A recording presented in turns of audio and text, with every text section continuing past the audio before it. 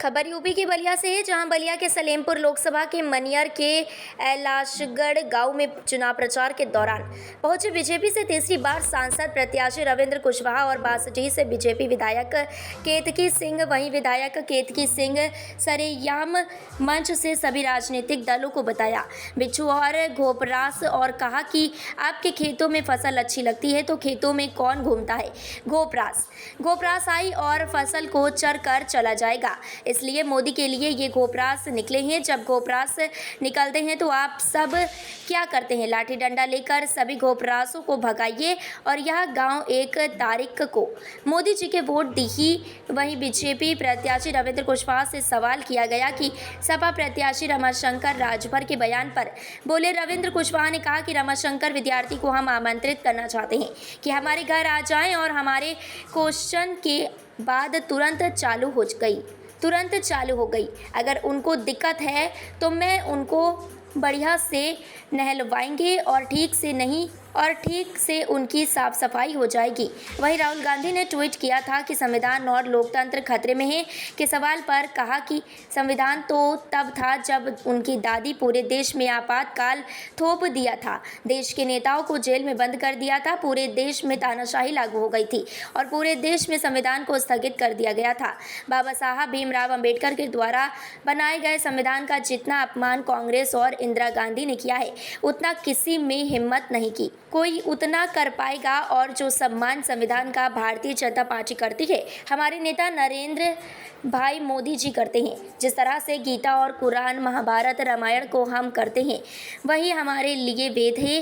भारत का संविधान, उसी के अनुसार हम काम करते हैं। वहीं राहुल गांधी ने एक ट्वीट किया है कि अब अडानियों की नहीं हिंदुस्तानियों की सरकार बनाएंगे के सवाल पर कहा कि राहुल गांधी कब क्या बोलते हैं, कुछ कहने की ज़रूरत नहीं है। हिंदुस्तान और हमारे देश को उद्योगपतियों की ज़रूरत है। उद्योगपति भी उद्योग लगाकर की जनता की सेवा करते हैं और केवल घृणित भावना राहुल गांधी का घृणित भावना है।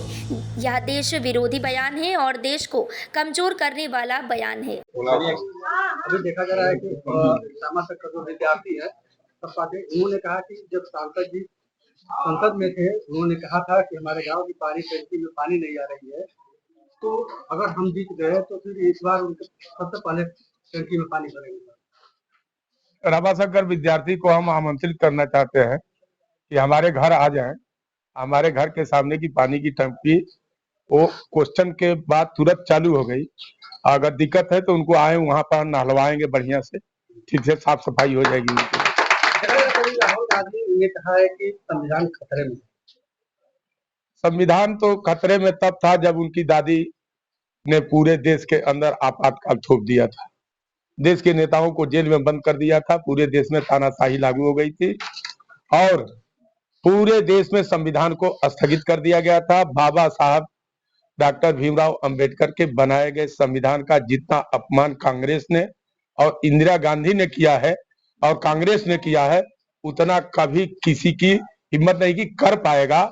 और जो सम्मान संविधान का भारतीय जनता पार्टी करती है, हमारे नेता नरेंद्र भाई मोदी जी करते हैं, उतना सम्मान जिस तरह से गीता और कुरान, हम महाभारत और रामायण को अपना मानते हैं, वही हमारे लिए वेद है, भारत का संविधान, और उसी के अनुसार हम काम करते हैं। अभी राहुल गांधी ने ट्वीट किया है और कहा है कि अब अडानी की नहीं हिंदुस्तानियों की सरकार बनेगी। राहुल गांधी क्या कब बोलते हैं तो उनके बारे में बहुत कुछ कहने की जरूरत नहीं है। हिंदुस्तान को, हमारे देश को उद्योगपतियों की जरूरत है और उद्योगपति भी उद्योग लगा करके जनता की सेवा करते हैं।